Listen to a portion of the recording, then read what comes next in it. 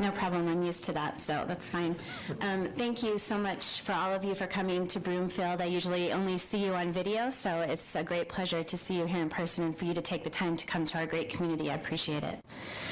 I'm here today as a resident of Broomfield. I live at 5077 Brookside Drive. Apparently, Mr. Beasley is my neighbor, who I'm sure I'll be talking to later because I will be voting yes on 301. But I do want to talk to you for the reasons that we're here tonight.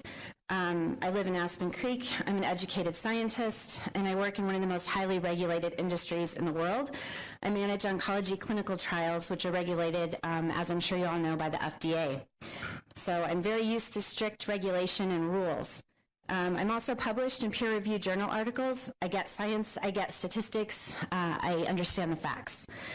In the complicated trials that I manage, our patients choose to be in our studies. They aren't forced. They all are required to sign an informed consent form. Broomfield residents do not get to sign an informed consent form. We have no choices, even though this affects our health, our children, and our home values. Is this fair? No. In my industry, if we did not give patients informed consent, and harm was caused, this would mean convictions, this would mean prison, and we would all be in jail. The fact is that this industry has zero place next to schools, next to homes, and next to our future drinking reservoir. I don't feel that the oil industry is strictly regulated. The laws are antiquated and have nothing to do with our suburban neighborhoods. I'm concerned that my home is within one of the spacing applications, although I've never still been notified by this fine company, which is mind-boggling.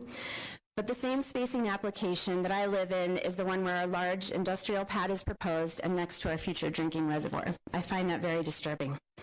I'm concerned that my 11-year-old son, who loves sports, will be having regular practice at Sienna Park, the picture which was showed by Becky earlier, which will be sandwiched between multiple large-scale industrial fracking operations of over 99 wells. I'm concerned that the state-of-the-art extraction company will continue to lie to our city council, will continue to lie to us just like they did in Triple Creek.